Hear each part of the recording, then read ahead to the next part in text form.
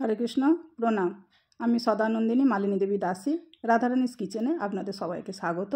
आज आमी भगवानेर जन्य भेज रोल तैरी करे देखाबो। भेज रोल तैरी करार जन्य आमी एखाने जे सब्जिगुलो नियेछि, प्रथमे एखाने बाँधाकपिके आमी छिटी करे लम्बा लम्बा करे केटे नियेछि। तारपरे एखाने नियेछि क्यापसिकाम, एगुलो आमी लम्बा लम्बा करे केटे नियेछि। गाजरो लम्बा लम्बा करे काटा आछे। एखाने बिन्स माझामाझि दुभाग करेछि, तारपरे सरु सरु करे केटेछि। और एखाने रयेछे आदा ग्रेट करा, काँचा लंका कुचानो, और एखाने बीट लवण, साधारण लवण, चीनी नियेछि, चीनिटा अल्पई लागबे, और एखाने सादा तेल, टमेटो सस, चिली सस, सया सस, और एखाने चाट मशला। और एखाने मयदा माखबो, सेजोन्नो आटा और मयदा आमी होच्छे 2 काप करे मोट 4 काप नियेछि। एबार आमी एटा मेखे नेब। सेजोन्नो आटा और मयदाके आमी एकसाथे मिशिए नियेछि। निये परिमाण मतो लवण दिए दिलाम। एरपर मयमेर जन्य तेल दिए देबो, सादा तेल दिए एगुलोके आमी एकसाथे सुंदर करे मेखे मयाम करे नेब। सुंदर मयाम देওয়া হয়ে গেছে। এরকম মুঠো করে ধরলে ভেঙে দিলেই ভেঙে যাবে, গুঁড়ো গুঁড়ো হয়ে যাবে। এটাই হচ্ছে সুন্দর ময়াম দেওয়া পরোটার জন্য। এবার আমি অল্প অল্প করে জল দিয়ে একটা সফট ডো তৈরি করব। সুন্দর করে মেখে নেব এটাকে। আমি এটা সুন্দর স্মুথ করে একদম মেখে নিয়েছি। এবার এটাকে আমি ঢাকা দিয়ে 15 মিনিট রাখবো। এটাকে আমি ঢাকা দিয়ে দিলাম। এবার আমি পুরটা তৈরি করব। সেই জন্য কড়াতে তেল দিলাম। তেল গরম হয়ে গেছে। এবার এতে আমি আদা আর কাঁচা লঙ্কা যেটা রেখেছিলাম ওইটা দিয়ে দিলাম। দিয়ে নাড়াচাড়া করে লাল করে ভেজে নেব। ভেজে নেওয়ার পর প্রথমেই আমি গাজরগুলো দেবো। গাজরগুলোকে 2 মিনিট ভেজে একটু নরম করে নেব। নাড়াচাড়া করে 2 মিনিট ভেজে নেব। একটু নরম হয়ে যাবে, যেমনি একটু নরম হয়ে গেলে এর মধ্যে আমি যে সরু সরু করে বিনস কেটে রেখেছিলাম ওগুলো দিয়ে দিলাম। এবারে বিনস আর গাজর মিলে এটাকে আবার সুন্দর করে 2 মিনিট ভেজে নেব। এটা একটু নরম হয়ে গেছে এখন। এবার এর মধ্যে ক্যাপসিকামগুলো দিয়ে দেবো। ক্যাপসিকামগুলো দিয়েও আবার একটু আমি ভাজবো, একটু নরম হওয়া পর্যন্ত নাড়াচাড়া করে একটু ভেজে নেব।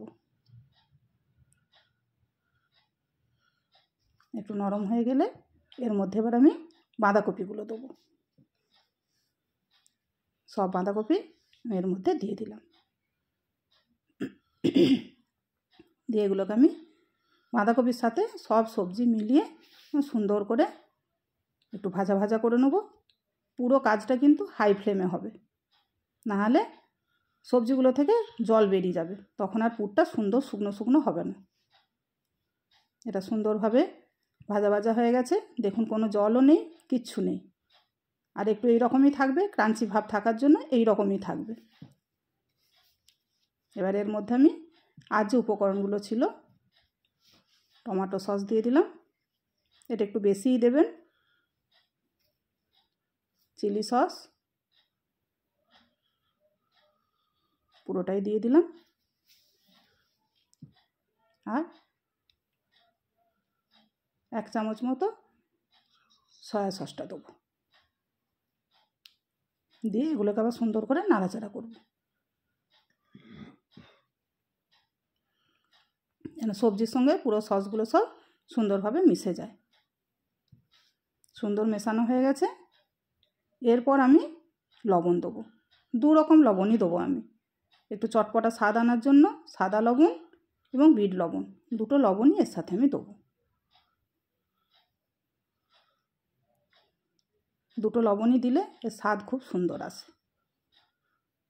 আর অল্প চিনিও দেবো, টেস্ট ব্যালেন্স করার জন্য চিনিটাও দেবো। দিয়ে আবার সুন্দর করে একটু নাড়াচাড়া করে নেব, নিলেই আমার পুর রেডি। জাস্ট একটুগুলো মিশিয়ে নেওয়ার মতো একটু নাড়াচাড়া করে নিতে হবে। এখানে আটাটাও আমার 10-15 মিনিট হয়ে গেছে, খুব সুন্দর সফট হয়ে গেছে। এটাকে আমি একটু থালার উপরে তুলে একটু ভালো করে প্লেন করে নেব। নিয়ে এর থেকে লেচি কেটে নেব। পরোটা লেচিগুলো আমার একটু বড় বড় হবে, এগুলো একটু বড় বড়ই করব। এইভাবে আমি লেচিগুলো সব কেটে নেব, একটু বড় বড় করে কেটে নেব।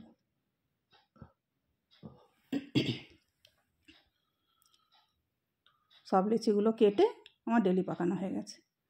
এবার এর থেকে আমি একটা নিয়ে শুকনো আটার মধ্যে এভাবে কোট করে নিয়ে আমি এবারে আস্তে আস্তে এগুলোকে বেলে নেব, পাতলা করে বড় করে বেলে নেব। এটা আমার বেলা হয়ে গেছে, সুন্দর পাতলা এবং বড় দুই হয়েছে। এরকম পাতলা হবে, মোটা হবে না, পাতলা করে বেলতে হবে। এটাকে আমি তুলে রাখবো।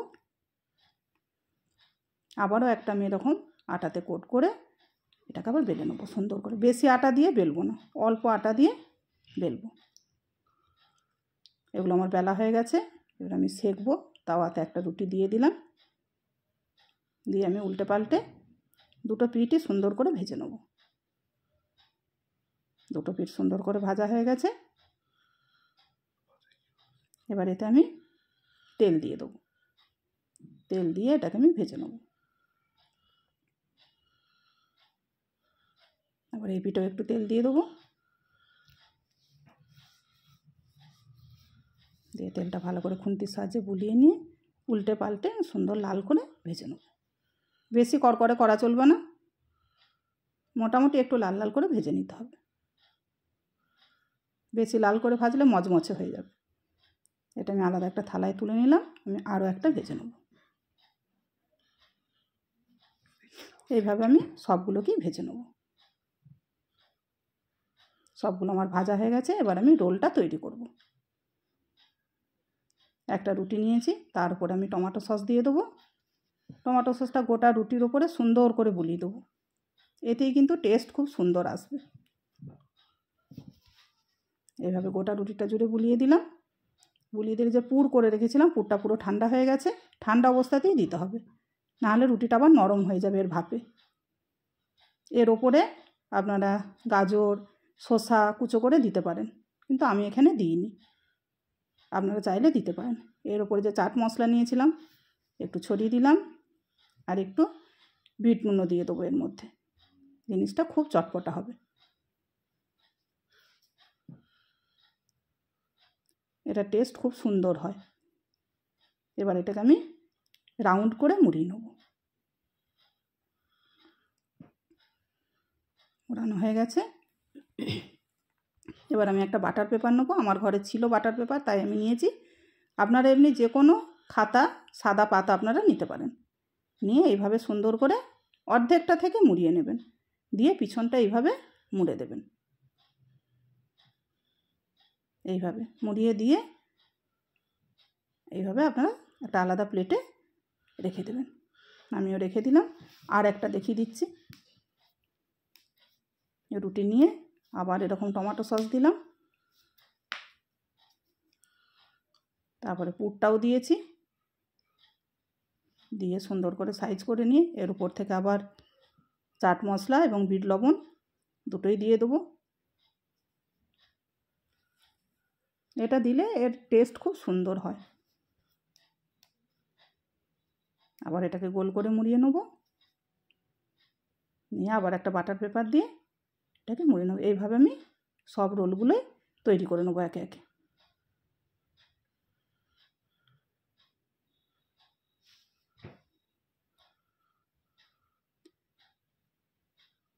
সব রোলগুলো আমার তৈরি করা হয়ে গেছে।